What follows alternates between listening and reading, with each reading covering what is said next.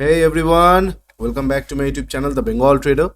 चलिए फटाफट से आज का टॉपिक शुरू करते हैं। आज हम डिस्कस करेंगे कि आने वाले वीक में यानी कि 13 मार्च को हम किस तरह से बैंक निफ्टी को ट्रेड कर सकते हैं, कौन सा इंपॉर्टेंट लेवल्स निकल के आने वाला है। ठीक है, उसके साथ साथ मैं आप लोगों के लिए आज निफ्टी का भी थोड़ा सा बात कर लूँगा, उसमें भी थोड़ा सा हम एनालिसिस कर लेंगे। बाकी ये फुल डिटेल्ड वीकली एनालिसिस वाला वीडियो है नहीं, वो ये संडे को जरूर लाइव आएगा रात को 9 बजे। तो वहां पे जुड़िए, हर एक एस्पेक्ट को देखने के लिए, कहाँ से हम किस तरह से ट्रेडिंग को प्लान करते हैं, किस तरह से हर एक प्राइस पॉइंट को हम एनालाइज करते हैं, सब कुछ लाइव एनालिसिस पे संडे को आएगा। अभी हम एक थोड़ा सा ब्रीफली एनालिसिस कर लेते हैं। ठीक है, उसके साथ साथ क्या क्या लेवल्स निकल के आने वाले हैं मंडे के लिए स्पेसिफिकली हम वो एक बार डिस्कस कर लेंगे। चलिए चार्ट पे अभी फोकस करते हैं। ठीक है, ओके। फर्स्ट ऑफ ऑल आज डे का एक बार रिकैप कर लेते हैं। डे का रिकैप एकदम सिंपल है।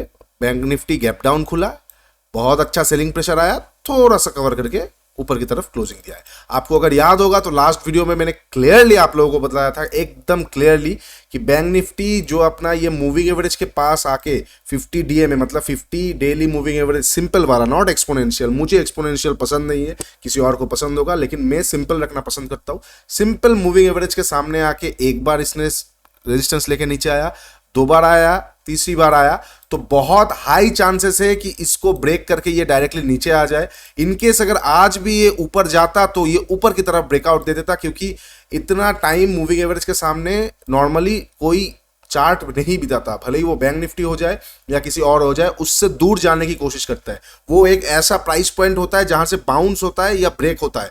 मतलब ये एक ऐसा प्राइस पॉइंट है, यहाँ पे आएगा तो बाउंस हो जाएगा या फिर ब्रेक हो जाएगा। यहाँ पे घूमना पसंद नहीं करता कोई भी चार्ट। ठीक है, तो इसलिए मैं बोल रहा था कि अगर बैंक निफ्टी को नीचे आना होगा तो बहुत जल्द आज आ जाएगा, और अगर ऊपर जाना होगा तो बहुत जल्द, मतलब आज एक बड़ा दिन होने वाला है। उसके साथ साथ मैंने आप लोगों को यह भी कहा था, ग्लोबल मार्केट सिनेरियो ठीक नहीं है। अभी आप आंख बंद करके बाई मत कीजिए, शॉर्टिंग का ही सोचिए, टॉप पे शॉर्ट कीजिए। ऊपर से यहाँ पे एक शूटिंग स्टार कैंडल आया है, लोग इसको फेल ही मानेंगे, इस शूटिंग स्टार को लोग फेल ही मानेंगे, लेकिन मेरे लिए ये अभी भी मतलब एक अच्छा खासा शूटिंग स्टार काम किया था, क्योंकि इसके ऊपर बैंक निफ्टी नहीं गया है। ठीक है, क्या है ना, एक शूटिंग स्टार जब आ जाता है तो उसका सिंपल सा रूल्स हो जाता है, इसके नीचे निकल जाए और इसके ऊपर आप एसएल लगा दे। इसके नीचे क्लोजिंग भले ही जरूरी है, लेकिन डेली टाइम फ्रेम में क्लोजिंग नहीं मिला, कोई बात नहीं है, जब तक इसके ऊपर नहीं जाएगा तो तब तक ये डीएक्टिवेट भी नहीं हो रहा है। ठीक है, तो ये डीएक्टिवेट नहीं हुआ, आप देख सकते हैं नेक्स्ट दिन भी इसके नीचे आके क्लोजिंग दिया और यहाँ पे अच्छा खासा एक फॉल मिला है। भले ही आज ऑप्शन बायर्स को उतना अच्छा मोमेंटम नहीं मिला, क्योंकि डायरेक्टली गैप डाउन खुल गया इतना पॉइंट, तो ट्रेडिंग करने जैसा कुछ जोन था नहीं। लेकिन जो पोजिशनल्स खेलते हैं, जो डायरेक्शनल्स प्लेयर है, ठीक है, जिनको फ्यूचर्स शॉर्ट करना पसंद होता है, ऑप्शंस पे काम नहीं करते, फ्यूचर्स पे काम करते, वो लोग जैसे ही इस जोन के नीचे बैंक निफ्टी निकला, जो कि लगभग 41,300, वो लोग आराम से शॉर्ट करके 500 550 का एसएल देके बैठे रहे और आज एक हैंडसम प्रॉफिट कमाया। ठीक है, इसीलिए मैं आपको बोल रहा था कि मल्टीपल टाइम फ्रेम एनालिसिस जब आप करेंगे तब आपको बहुत क्लियरली पता चलेगा। जैसे वीकली टाइम फ्रेम में जब इतना वीकनेस दिख रहा है तो मार्केट में पॉसिबिलिटीज बहुत लो है कि वो एक बार में ऊपर चला जाए। ऊपर से एक शूटिंग स्टार बना है, डेली टाइम फ्रेम में निफ्टी में भी बना था। बैंकिंग में प्रेशर आ रहा है, ऊपर से यूएस मार्केट का न्यूज, ग्लोबल सिनेरियोज भी वीक है, तो बाइंग अभी बनता नहीं है। टॉप पे बाइंग अवॉइड कीजिए। ठीक है, आज देखिए इतना अच्छा खासा फॉल मिला। 15 मिनट चार्ट पे देखते क्या आज कोई ट्रेड बनता था? बिल्कुल नहीं बनता था दोस्तों। यहाँ पे एक छोटा सा ट्रेड बनता था, लेकिन वो भी नॉन रिकमेंडेबल है। देखिए, जब भी इस तरह का इतना बड़ा, पहली बात तो इतना बड़ा गैप डाउन हो जाना, ऑलरेडी लगभग 1% का गैप डाउन हो जाना, उसके बाद और 1% चल जाना, तो कहीं ना कहीं एक एग्जॉस्टमेंट वाला दिन हो जाता है। पहले ही 20 मिनट पे, अगर 15-20 मिनट में, आधे घंटे के अंदर अगर बैंक निफ्टी 1000 पॉइंट के करीब चला जाता है ना, जैसे कल का क्लोजिंग से लगभग आप देख सकते हैं 850 पॉइंट का करीब इसने मूवमेंट कर दिया है ना, तो पॉसिबिलिटी ज्यादा हो जाता है सारा दिन वो साइडवेज करेगा, क्योंकि और वॉल्यूम नहीं है। जिसको जो करना था वो कर दिया। अब अगर कुछ बहुत बढ़िया कुछ बनता है तो ही पॉसिबिलिटीज होगा, नहीं तो नहीं होगा। जैसे कि आप देख सकते हैं यहाँ पे, एक सेकंड, बैंक निफ्टी ने यहाँ पे किया, बहुत अच्छी बात है। उसके बाद थोड़ा सा रिट्रेस किया, और हम क्या बोलते हैं, फर्स्ट पुल बैक पे हम कभी बाई नहीं करते अनटिल अनलेस, अगर मान लीजिए यहाँ से ये निकल जाता तो हम सेकंड पुल बैक पे बाई करते। तो यहाँ पे बाइंग का भी कोई सिनेरियोज नहीं बना। एक और सिनेरियोज बनता, अगर यहाँ पे बैंक निफ्टी रुका है, उसके बाद अगर ऊपर की तरफ ब्रेक करता तो हम एक बार बाई कर सकते थे, कि रेंज बना के ऊपर की तरफ ब्रेक किया है तो हम बाइंग कर सकते थे। लेकिन ये नीचे वाला जो ब्रेक किया है ना, ये नीचे वाला नैरो रेंज का, इस पर मैं उतना कंफर्टेबल नहीं था, क्योंकि ऑलरेडी इतना मोमेंटम आ गया है। तो इस बार आएगा भी तो डे लो को ब्रेक करके नीचे जाना बहुत मुश्किल है। आप देख सकते हैं डे लो को तो ब्रेक किया, लेकिन साइडवेज हो गया। अल्टीमेटली बैंक निफ्टी एक वॉलेटाइल सेशन था, तो ऑप्शन बाइंग के लिए कोई स्ट्रेटजी आज आपको लॉस ही देता अल्टीमेटली। हाँ, अगर आप एकदम शुरू शुरू में पहले की 2-3 मिनट पे अगर आप शॉर्ट कर देते वो अलग बात है, लेकिन कोई भी 10 बजे 10:30 बजे के बाद आप कोई भी स्ट्रेटजी यूज कर लेते, आपको लॉसेस का ही सामना करना पड़ता unless and until you are a scalper. आज स्कैल्पिंग के लिए अच्छा दिन था, ऊपर में सेल नीचे में बाई, नीचे में बाई ऊपर में सेल, नीचे में बाई ऊपर में सेल, स्कैल्पिंग के लिए ठीक था। ओके, अभी हम देख लेते एक बार मंडे के लिए, यानी कि 13 मार्च के लिए बैंक निफ्टी में क्या इंपॉर्टेंट लेवल्स निकल के आने वाला है। पहले हम एक बार डेली टाइम फ्रेम देख लेते हैं। डेली में जो कैंडल बना है, निफ्टी में जो कैंडल बना है वो ज्यादा प्रेफरेबल है अकॉर्डिंग टू बैंक निफ्टी। फिर भी मैं एक बार बैंक निफ्टी का भी बता देता हूं। इसके ऊपर अगर बैंक निफ्टी निकलता है तो एक बार बैंक निफ्टी ट्राई करेगा ऊपर वाला जो गैप है उसके तरफ थोड़ा सा जाने के लिए। अगर नहीं निकलता है वेल एंड गुड, हम कुछ नहीं देखेंगे। और नीचे ये वाला zone as compare to bank मतलब हमेशा के लिए इंपॉर्टेंट था और इंपॉर्टेंट ही रहेगा, क्योंकि मैंने आपको कल वाले वीडियो में ये भी बात बताया था, अगर आप लोगों को याद है, कि बैंक निफ्टी ने ये वाले जोन को रेस्पेक्ट नहीं किया तो हम भी रेस्पेक्ट नहीं करेंगे, इस वाले जोन को रेस्पेक्ट किया है तो हम इस वाले जोन को रेस्पेक्ट करेंगे। ठीक है, मैंने ये भी बताया था आपको। तो आप देख सकते हैं बैंक निफ्टी कहीं ना कहीं इसी जोन के सामने आजू बाजू आके रेस्पेक्ट करने की कोशिश कर रहा है। तो इसके नीचे अगर फिर से बैंक निफ्टी निकलता है तो फिर से एक बार नीचे की तरफ बैंक निफ्टी आ सकता है 40,000 की तरफ। ठीक है, तो मान लीजिए मंडे के सेशन में बैंक निफ्टी फ्लैट ओपन होता है।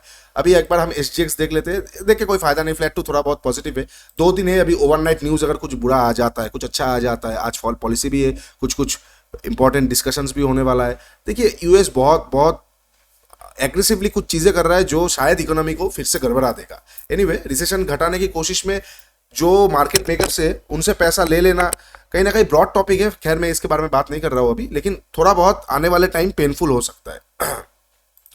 तो अगर मान लीजिए कुछ ऐसा कुछ आ जाता है ओवरनाइट न्यूज, उसके बाद एडजस्ट होकर कहां पे खुलता है वो हमें देखना पड़ेगा मंडे के सेशन में। मान लीजिए हम एज्यूम कर लेते हैं कि फ्लैट ओपन होता है बैंक निफ्टी, बहुत बढ़िया बात है, कोई दिक्कत नहीं है। फ्लैट ओपन होगा तो 40,000, यार एक सेकंड, 40,340 नीचे का लेवल्स, ऊपर का तो ये बहुत बड़ा एक लेवल्स निकल के आ रहा है, लेकिन हमें इसमें थोड़ा सा एडजस्टमेंट करना पड़ेगा, क्योंकि 840 के ऊपर डायरेक्टली मूव मिलना इस बाजार में थोड़ा सा मुश्किल है। तो हमें थोड़ा सा अलग तरीके से एडजस्टमेंट करना पड़ेगा। मैं आपको बता देता हूं कैसे हम करेंगे एडजस्टमेंट। मान लीजिए बैंक निफ्टी फ्लैट ओपन होता है, ठीक है, फ्लैट ओपन होगा, टाइम बिताए ना बिताए कोई दिक्कत नहीं है, क्योंकि एक वॉलेटाइल सेशन रहा है। मंडे में फ्रेश शॉर्टर्स आएगा, नया वीक का शुरू होने वाला है। तो अगर बाई चांस 40,340 के नीचे बैंक निफ्टी निकल के एक कैंडल क्लोजिंग देता है ना 15 मिनट का, बहुत भयंकर नीचे की तरफ आपको मूवमेंट देखने को मिलेगा 40,000 तक। 300 पॉइंट का तो आपको एक झटके में देखने को मिल जाएगा। लेकिन क्या क्या इंपॉर्टेंट है, फ्लैट ओपन हो, थोड़ा बहुत गैप अप ओपन होगा, कोई दिक्कत नहीं है। मतलब ऐसा नहीं है कि 400 पॉइंट कवर करके आया, ऐसा नहीं है। 100 पॉइंट कवर करेगा, ठीक है। अभी क्लोजिंग मिला है हमको 488 के आसपास में, मैं एक बार देख लेता हूं।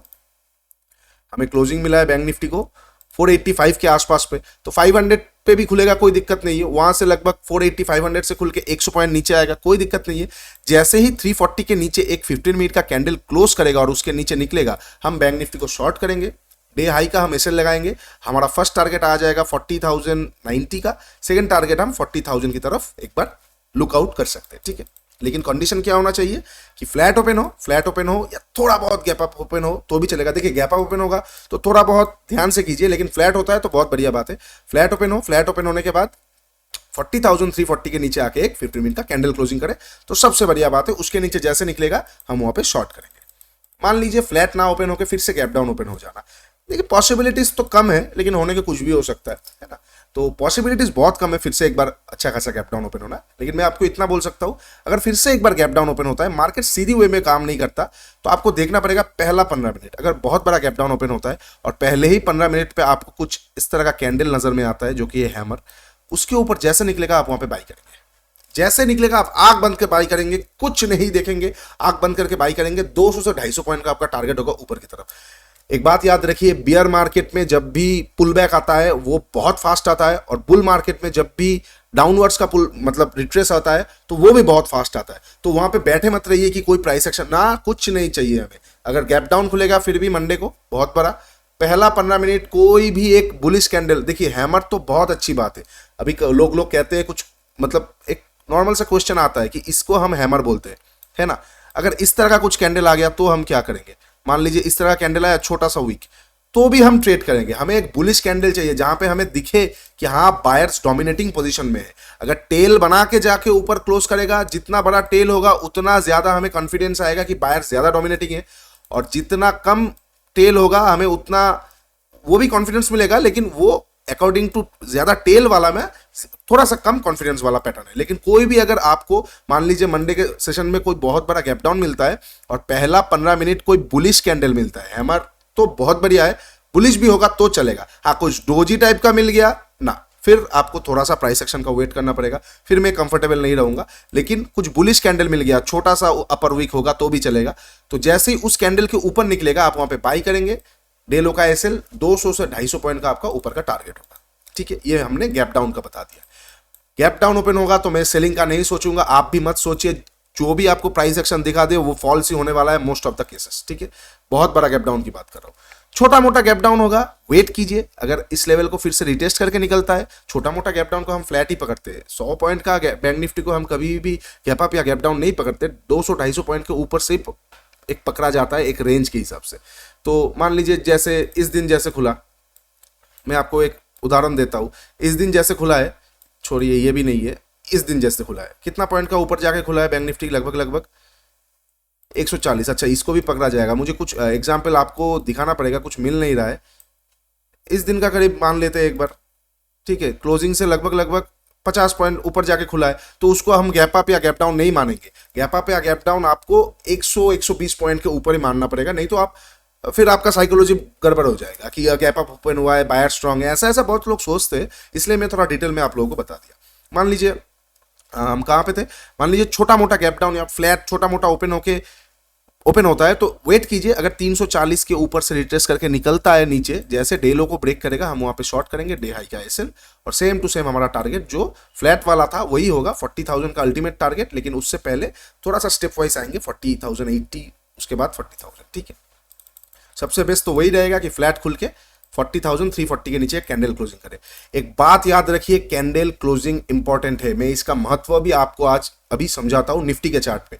कैंडल क्लोजिंग के बिना ट्रेड मत कीजिएगा मंडे को नीचे की तरफ का। क्यों मैं बता रहा हूं, आपको लगेगा कि 340 से लेके लगभग ये 240 आ गया, आपको लगेगा अबे यार 100 पॉइंट आ गया, अब कितना कैंडल क्लोजिंग। देखिए, जब कैंडल क्लोजिंग की जरूरत नहीं होता है तब नहीं होता है, तब मैं बोल देता हूं कोई वेट करने की जरूरत नहीं, जैसे तोड़ेगा आप घुस जाइए। लेकिन अभी क्लोजिंग जरूरी है, तो अगर आप क्लोजिंग पे नहीं, मतलब क्लोजिंग का वेट नहीं करेंगे, आपको भी पता नहीं कहां से घूमेगा। हो सकता है ये 100 पॉइंट जाके घूम जाए, हो सकता है ये 20 पॉइंट जाके घूम जाए। तो आप अगर तुरंत वहां पे घुस जाएंगे तो आप देखते रह जाएंगे, मार्केट रिवर्स हो जाएगा। और अगर आपको आता है रिवर्स, फटाक से अपना पोजीशन रिवर्स करना, जैसे आप शॉर्ट किए, मार्केट जैसे घूमना आप डबल लॉन्ग कर दिए, आपने लॉन्ग किया, मार्केट जैसे घूमा आप डबल शॉर्ट कर दिया। अगर ये सब आता है तो आप ब्रेकआउट, मतलब एग्जैक्ट लेवल्स ब्रेकआउट या ब्रेकडाउन पे कर सकते हैं। नहीं तो मैं एक प्रोफेशनल, मतलब एक बिगिनर से लेके इंटरमीडिएट तक यही सजेस्ट करूंगा कि कैंडल क्लोजिंग का जब जरूरत होगा तब कैंडल क्लोजिंग का ही वेट कीजिए।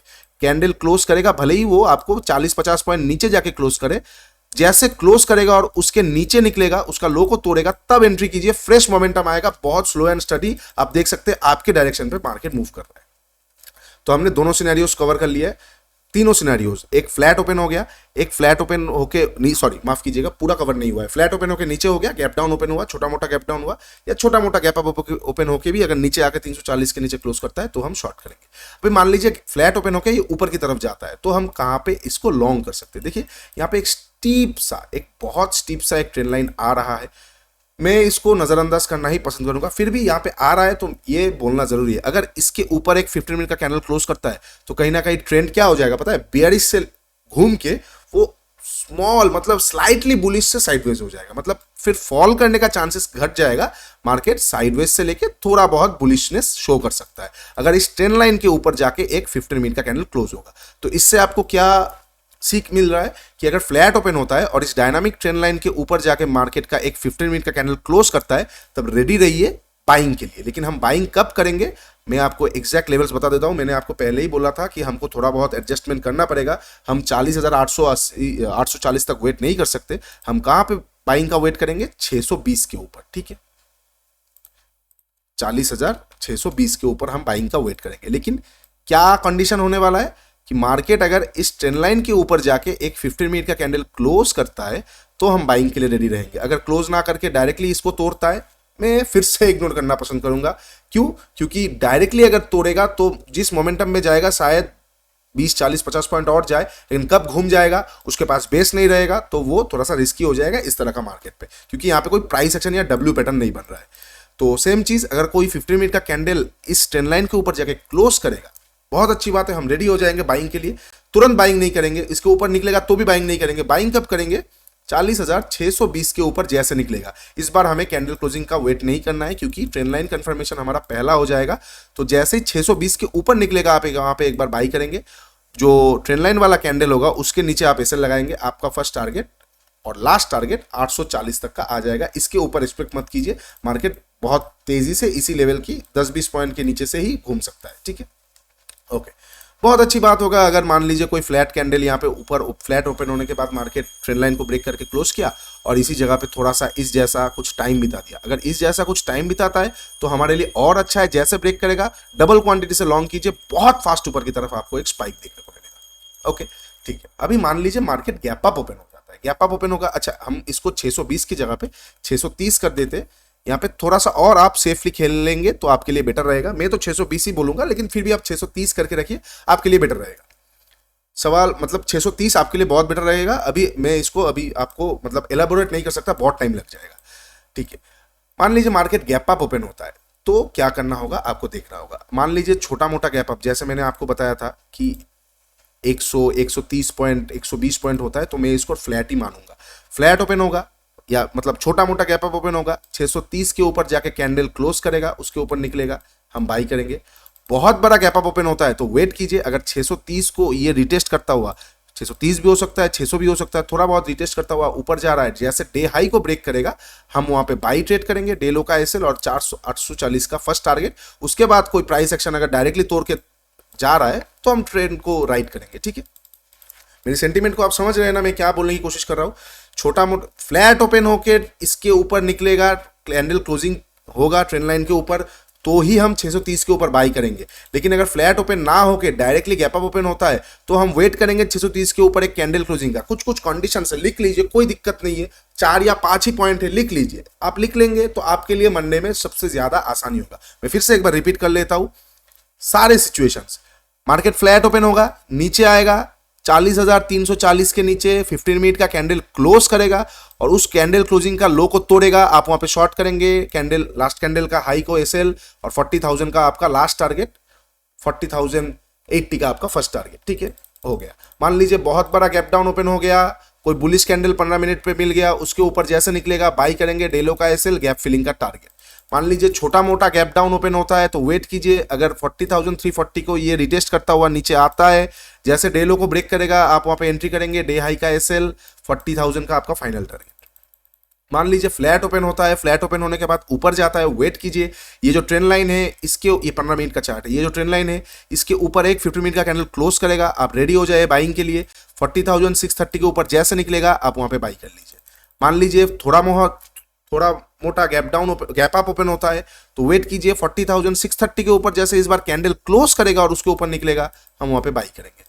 मान लीजिए बहुत बड़ा गैप अप ओपन होता है, कोई शूटिंग स्टार आता है तो उसके नीचे जैसे निकलेगा हम सेल करेंगे। और अगर बहुत बड़ा गैप अप ओपन होकर इस 40,630 को रिटेस्ट करता हुआ 10-20 पॉइंट नीचे से भी रिटेस्ट करेगा, चलेगा, रिटेस्ट करता हुआ निकलता है, डे हाई को तोड़ेगा, आप वहां पे बाई करेंगे। डे लो का एसएल 4840 का आपका टारगेट। और अगर यहाँ पे डायरेक्टली तोड़ के कोई प्राइस एक्शन बना के ऊपर जाता है तो ट्रेंड को राइट कीजिए। ठीक है, सारे सिचुएशंस आपको कंप्लीटली मैंने बता दिया। इसके बाहर कुछ नहीं आएगा, इसके बाहर आने का चांसेस 10% है, उसके ऊपर हम बेकार में बात करके टाइम वेस्ट नहीं करेंगे। इसके बाहर आता है तो ट्रेड मत लीजिए। ठीक है, सारे सिचुएशंस आपके साथ कवर कर दिया मैंने। आशा करता हूं कि आपने लिख भी लिया होगा, क्योंकि इसी के अंदर होगा और इसी में होगा तो मैं मंडे को ट्रेड लूंगा और आके आपको यही लॉजिक बताऊंगा, ये हुआ इसीलिए ये ट्रेड लिया। ठीक है, अभी एक बार आपको निफ्टी दिखाता हूं मैं, क्यों कैंडल क्लोजिंग इंपॉर्टेंट है। हम एक बार आवरली चैनल में थोड़ा सा देखेंगे। आवरली टाइम फ्रेम में हमें यहाँ पे 2 कैंडल के बाद क्लियर हो गया कि इसके नीचे मोमेंटम है और इसके ऊपर मोमेंटम है, और मैं वेट कर रहा था इधर साइड का कैंडल क्लोजिंग का। आप देख सकते हैं इधर साइड मोमेंटम हुआ, छोटा मोमेंटम हुआ, लेकिन एक भी कैंडल क्लोज नहीं किया, इसलिए सारा दिन साइडवेज हुआ। कैंडल क्लोजिंग कितना इंपॉर्टेंट है पता है? मेरे को भी इंपल्शन हुआ, जैसे यहाँ पे निकला मुझे लगा शायद यहाँ पे बाई करना सही रहता क्या, लेकिन मैं अपने रूल्स पे स्टिक रहा, मार्केट नीचे आ गया।